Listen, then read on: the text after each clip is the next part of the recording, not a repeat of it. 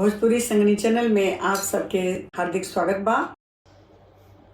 मचिया बैठल तू सासु सरबे गुनायागर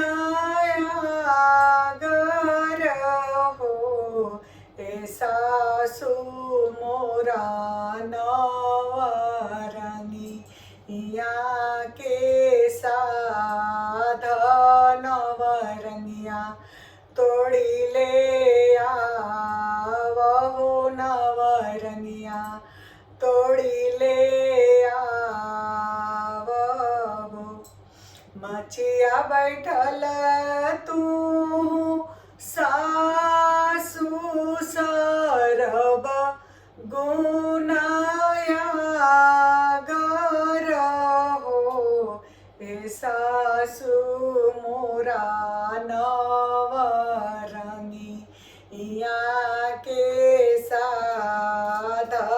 नवरंगिया तोड़ी ले आवहो, नवरंगिया तोड़ी ले आवहो। बोलिया तय बहुअर बोलेलू बोला ही ना जानेलू हो, ए बहुअर ठाड़े ठाड़े बैठे रखवार नवरंगिया कैसे तोड़बे, ए बहुआ ठाड़े ठाड़े बैठे रखवार नवरंगिया कैसे तोड़बे।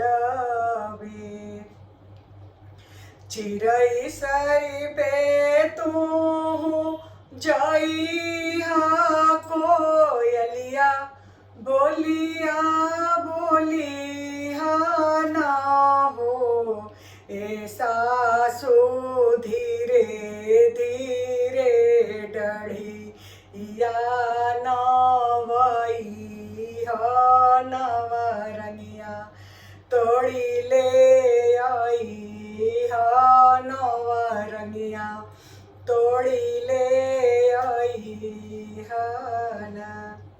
चिरई सरी के तू जइहा कोयलिया बोलिया बोलिहा ना हो, ए सासु धीरे धीरे डढ़िया नवइहा, नवरंगिया तोड़ी ले आइहा ना, ए सासु धीरे धीरे डढ़िया नवइहा तू सेबवा तोरी ले आइहा ना, ए सासु धीरे धीरे डढ़िया नवइहा नी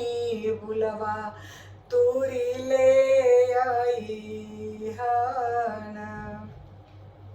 मचिया बैठल तू सासु सरब गुनायागर हो, ए सासु मोरा माना करे, ए नवरंगिया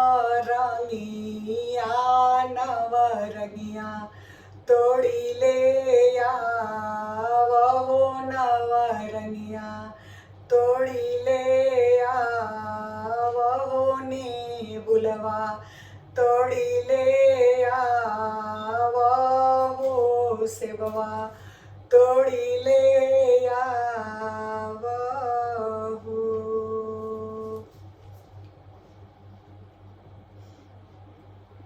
आप सबके ये सोहर गीत कैसा लगल? अगर निक लगल तो शेयर और सब्सक्राइब जरूर करी। धन्यवाद।